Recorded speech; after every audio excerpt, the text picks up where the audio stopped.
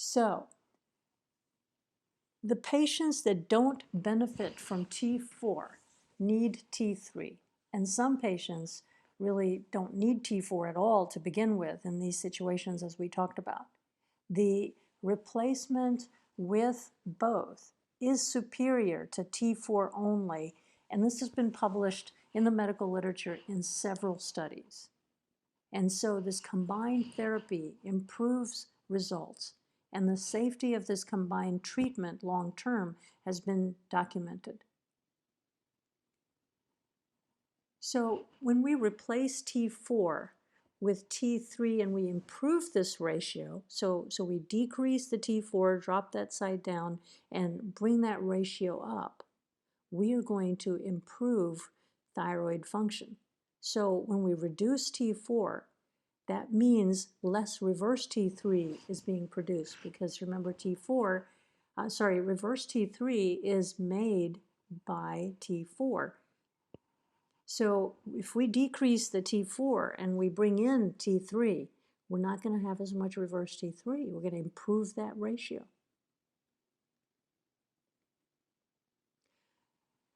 Now, T3 has what we call a short half-life. That means it hangs around the blood only for a little while.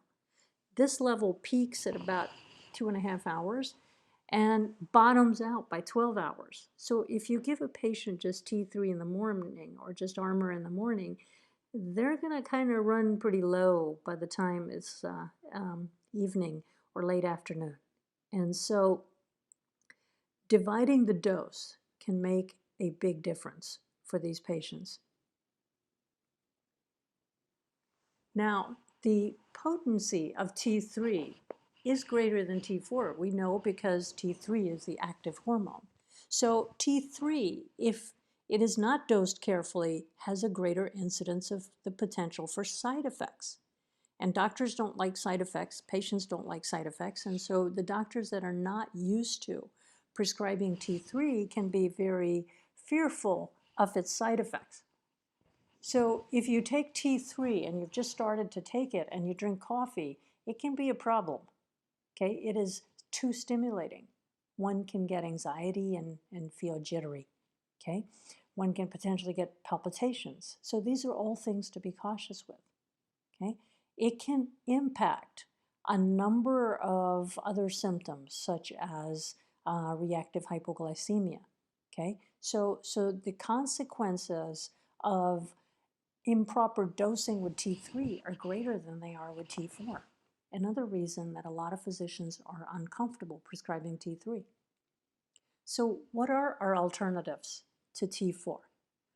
Well, you're looking at them. Basically, we have natural thyroid, and currently Armour thyroid is the one available, and liothyronine, which is T3. Liothyronine comes in 3 different doses. I only use the lowest dose. Not sure why the others even exist. But using a combination of this liothyronine or T3 with T4 is one way to go, and using Armour, which is a preset combination of T4 and T3 derived from pig thyroids, is the other main alternative that we have. So Armour's been around a long time, and patients generally like it better than they like T4. And so you have to be cautious. People allergic to pork can't have it. If the person is vegan or on other religious basis, the person also cannot have it. And because it is thyroid and a Hashimoto's person technically is reacting immunologically to their thyroid, there's some concern about Hashimoto's and Armour, but doesn't seem to cause any significant clinical issues, and patients can be managed with Armour generally quite nicely. So if we replace T4 with Armour or T3, it is very critical to do this very, very slowly, and you have to transition. As you lower the T4, you gradually build up the T3. And we know the relative conversion of Armour and T3 and T4 activity, so on that basis, we adjust it. Step 1 is usually to divide that T4 dosage And then step 2 is to gradually start decreasing the T4 dosage and increasing the T3 dosage. So T3 is known to help when TSH and T4 are normal, but there's still symptoms and the ratio is bad. Number of conditions, as you can see listed here, can present with normal TSH and normal T4, but have a poor ratio, and you get an excellent response with proper treatment. So, optimal testing. So let's say that we have diagnosed the problem and we have started the patient on treatment and we want to see where the blood levels are. Okay, it is useful to know where in regards to the dose you are doing the blood test.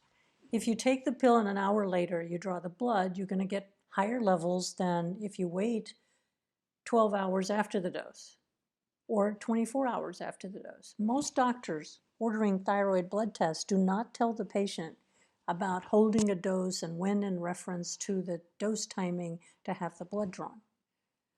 We find that it is critical to know exactly how far after the dose we're drawing the blood for us to consistently evaluate the levels and optimize them. If you test before the dose is due, you're going to end up overdosing the patient because by then the patient is supposed to be lower. If you test soon after the dose, you will end up underdosing because the patient's results will come high. So we like to test midway between the doses, so about 6 hours after the morning dose is our routine.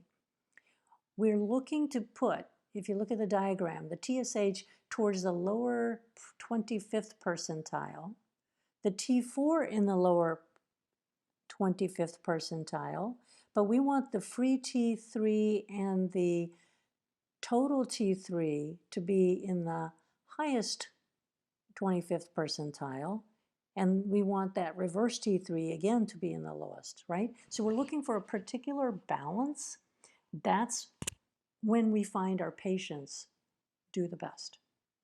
So in summary, thyroid hormone doses should be divided every 12 hours. The therapeutic blood levels should be tested, knowing what the relationship is to the timing of the dose. Our preference is mid-dose, and the ratio of T3 to reverse T3 is the most accurate measure of actual thyroid hormone function. Now, some people may need to take T3 along with T4 for best results.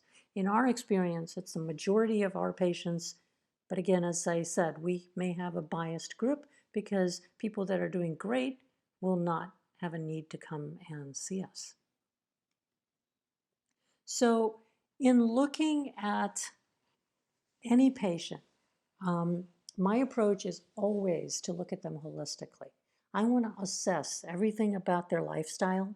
I want to assess and help the patients support every one of these pillars.